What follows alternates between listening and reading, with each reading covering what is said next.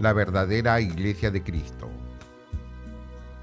¿Por qué no te pasas con nosotros? Se oye decir. Nosotros no tomamos ni fumamos. En nuestro templo hay visiones y revelaciones. Se cura, se habla en lenguas, se siente muy bonito. Algunos llegan hasta a desmayarse. Nuestro pastor seguido ve a Jesús y habla con él personalmente. De esta manera, muchos tratan de perturbar la fe de la gente sencilla para llevársela a sus grupos. Pero aquí el problema es otro. Jesús, ¿fundó o no una sola iglesia? Según la Biblia, esta iglesia ¿tendría que acabarse pronto o duraría hasta el fin del mundo? Actualmente, entre todas las agrupaciones que se llaman cristianas, ¿cuál es aquella única iglesia que fundó Jesús personalmente? Pues bien, en esta iglesia yo quiero vivir y morir. Nada de que pásate con nosotros porque en nuestro templo se prohíben muchas cosas y se siente muy bonito.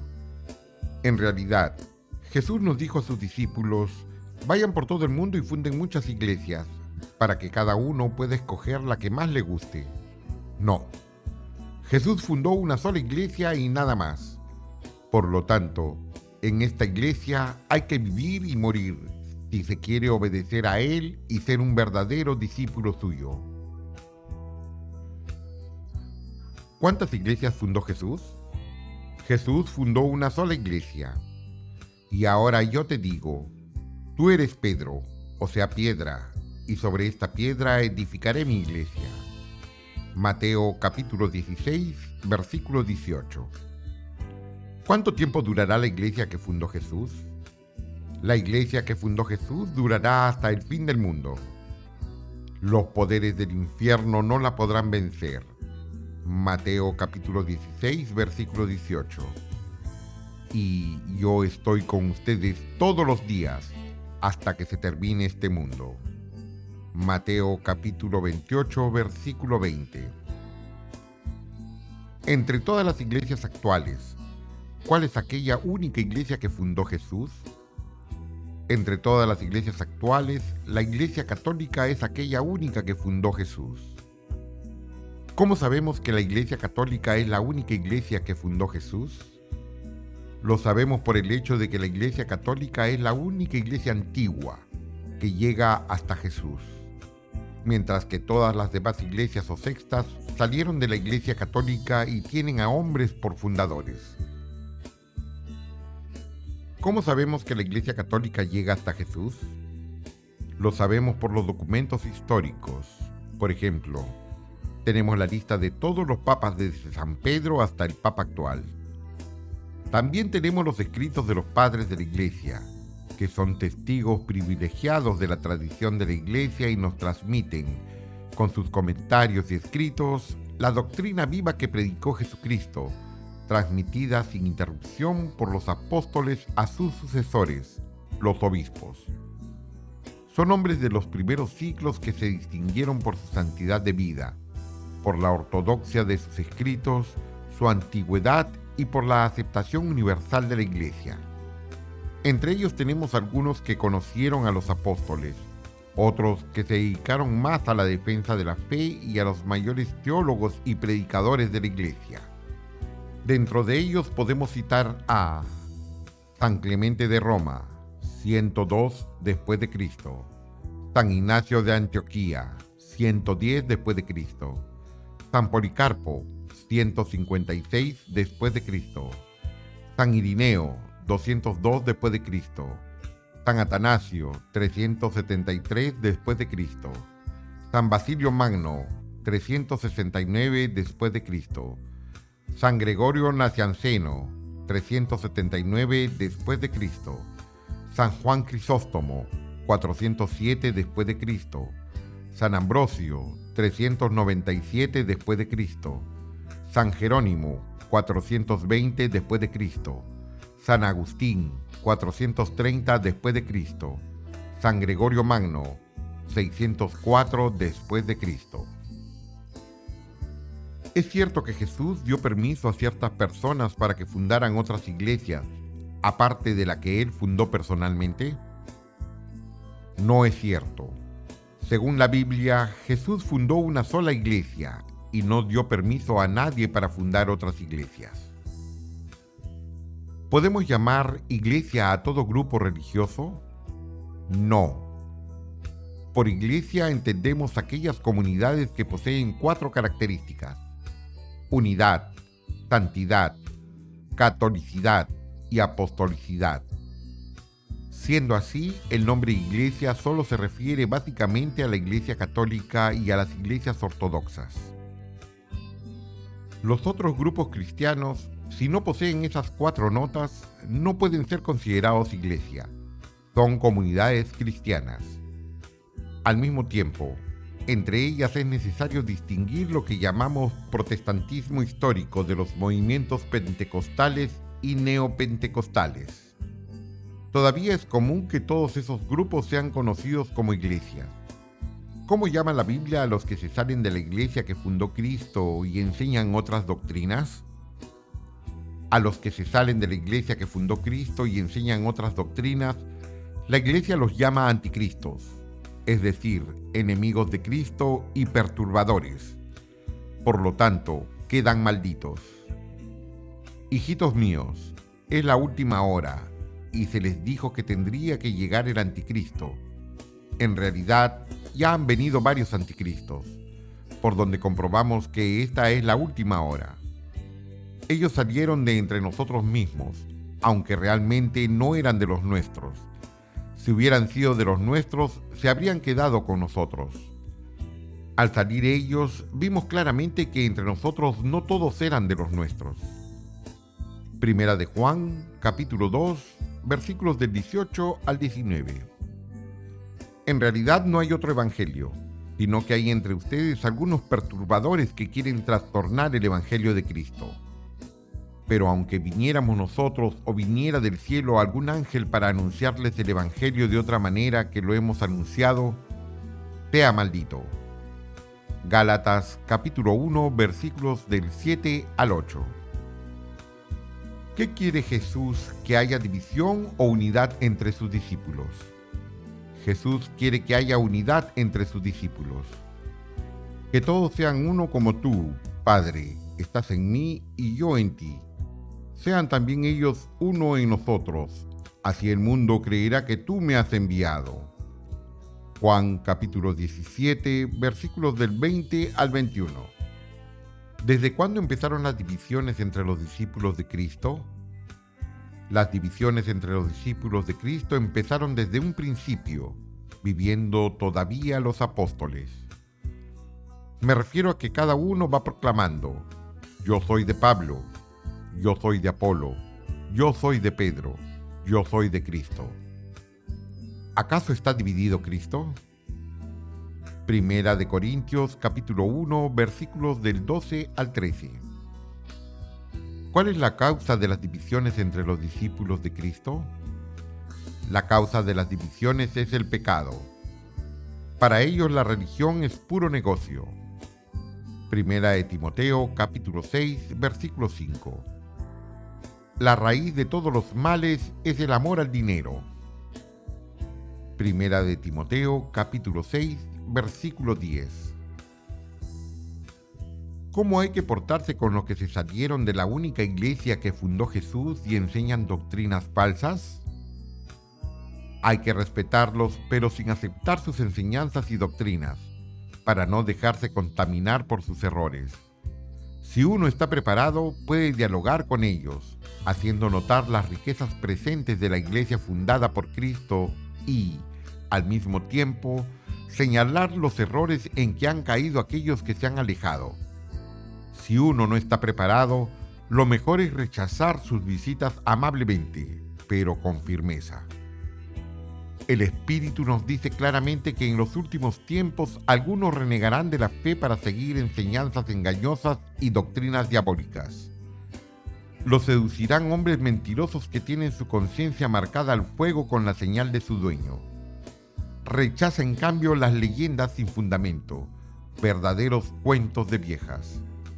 Primera de Timoteo, capítulo 4, versículos del 1 al 2 y 7. Por haberse apartado de esta línea, algunos se han enredado en palabrerías inútiles. Pretenden ser maestros de la ley, cuando en realidad no entienden ni lo que dicen ni las teorías de que parecen tan seguros. Primera de Timoteo, capítulo 1, versículos del 6 al 7. Esa gente hace progresar más que todo la impiedad y sus palabras se propagan como la gangrena. Segunda de Timoteo, capítulo 2, versículo 17. Si alguien fomenta sectas en la iglesia, le llamarán la atención una primera y una segunda vez. Después rompe con él, sabiendo que es un descarriado y culpable que se condena a sí mismo. Tito, capítulo 3, versículos del 10 al 11. ¿Es conveniente leer libros y revistas protestantes o escuchar sus cassettes o programas de radio? No. Si uno no está preparado, no es conveniente leer o escuchar propaganda no católica para no dejarse engañar. ¿Por qué algunos se salen de la verdadera iglesia que fundó Jesús para ingresar a las sectas? Generalmente los que se salen de la verdadera iglesia que fundó Jesús para ingresar en las sectas lo hacen por ignorancia. Según la enseñanza de Jesús en la verdadera iglesia que él fundó personalmente, ¿hay puros santos o también hay pecadores? Según la enseñanza de Jesús en la verdadera iglesia que él fundó personalmente, hay santos y pecadores. Les propuso otro ejemplo. El reino de los cielos es como un hombre que sembró una semilla en su campo. Pero cuando estaban durmiendo, vino un enemigo y sembró maleza en medio del trigo. Cuando el trigo estaba echando espigas, apareció la maleza. Entonces los trabajadores fueron a decirle al patrón: Señor, ¿no sembró buena semilla en su campo? ¿De dónde viene pues esta maleza? Respondió el patrón: Eso es obra de un enemigo. Los obreros le preguntaron: ¿Quieres que la arranquemos? No, dijo el patrón, no sea que al arrancar la maleza arranquen también el trigo. Dejen crecer juntos el trigo y la maleza. Cuando llegue el momento de la cosecha, yo diré a los segadores: corten primero la maleza y en atados échenla al fuego, y después guarden el trigo en las bodegas. Mateo capítulo 13, versículos del 24 al 30. Según la parábola del trigo y la cizaña, ¿cuándo se hará la separación entre los buenos y los malos? Según la parábola del trigo y la cizaña, al final se hará la separación entre los buenos y los malos. En este mundo todos viven juntos. El Hijo del Hombre enviará a sus ángeles para que quiten de su reino todos los escándalos y saquen a los malvados, y los arrojarán en el horno ardiente. Allí será el llanto y el rechinar de dientes. Al mismo tiempo, los justos brillarán como el sol en el reino de su Padre. Quien tenga oídos, que entienda. Mateo 13, versículos del 41 al 43. ¿Es posible que alguien no tenga ningún pecado? No. La Biblia dice que todos somos pecadores. Si decimos: nosotros no tenemos pecado, nos engañamos a nosotros mismos, y la verdad no está en nosotros. Si confesamos nuestros pecados, Él, por ser fiel y justo, nos perdonará nuestros pecados y nos limpiará de toda maldad. Decir de que no hemos pecado sería afirmar que Dios miente. Entonces su palabra no estaría en nosotros. Primera de Juan, capítulo 1, versículos del 8 al 10. ¿Quién tiene el derecho de juzgar a los demás? Nadie tiene el derecho de juzgar a los demás, solamente Dios. No juzguen y no serán juzgados. Lucas, capítulo 6, versículo 37. ¿Y por qué te fijas en la pelusa que tiene tu hermano en un ojo y no eres consciente de la viga que tienes en el tuyo? ¿Cómo puedes decir a tu hermano: hermano, deja que te saque la pelusa que tienes en el ojo, siendo que tú no ves la viga en el tuyo? Hipócrita, Saca primero la viga de tu propio ojo, y entonces verás con claridad y podrás sacar la pelusa del ojo de tu hermano. Lucas capítulo 6, versículos del 41 al 42. Al tiempo de Jesús. ¿Cómo se llamaban los que se consideraban santos y juzgaban a los demás? Los que al tiempo de Jesús se consideraban santos y juzgaban a los demás se llamaban fariseos. Puso además esta comparación por algunos que estaban convencidos de ser justos y que despreciaban a los demás. Dos hombres subieron al templo a orar. Uno era fariseo y otro publicano. El fariseo de pie oraba en su interior de esta manera: Oh Dios, te doy gracias porque no soy como los demás hombres, que son ladrones, injustos, adúlteros, o como este publicano que está allí. Ayuno 2 veces por semana y doy la 10ª parte de todo lo que tengo. El publicano, en cambio, se quedaba atrás y no se atrevía a levantar los ojos al cielo, sino que se golpeaba el pecho diciendo: Dios mío, ten piedad de mí que soy un pecador. Yo les digo que este último estaba en gracia de Dios cuando volvió a su casa, pero el fariseo no. Porque todo hombre que se hace grande será humillado, y el que se humille será hecho grande. Lucas capítulo 18, versículos del 9 al 14. Actualmente, ¿quiénes se parecen a los fariseos? Actualmente los protestantes se parecen a los fariseos por sentirse buenos y juzgar a los demás. Jesús, ¿cómo trató a los fariseos? Jesús trató a los fariseos con mucha dureza por ser orgullosos e hipócritas. Lo mismo haría hoy con muchos protestantes de ahora. Ay de ustedes, maestros de la ley y fariseos hipócritas. Ustedes llenan el plato y la copa con robos y violencias, y por encima echan una bendición. Fariseo ciego, haz que sea puro el interior, y después se purificará también el exterior. Ay de ustedes, maestros de la ley y fariseos hipócritas, pues ustedes son semejantes a sepulcros bien pintados que tienen buena apariencia, pero por dentro están llenos de huesos y de toda clase de podredumbre. Ustedes también aparecen exteriormente como hombres religiosos, pero en su interior están llenos de hipocresía y de maldad. Mateo capítulo 23, versículos del 25 al 28. Según la Biblia, ¿las divisiones durarán para siempre? No. Según la Biblia, algún día terminarán las divisiones y habrá un solo rebaño bajo un solo pastor. Yo soy el buen pastor. Conozco las mías y las mías me conocen a mí. Tengo otras ovejas que no son de este corral. A ellas también las llamaré y oirán mi voz. Habrá un solo rebaño como hay un solo pastor. Juan capítulo 10, versículos del 14 al 16. Según la historia, ¿tenemos ejemplo de sectas que hayan desaparecido? Sí. Todas las sectas que surgieron durante el primer milenio del cristianismo ya desaparecieron.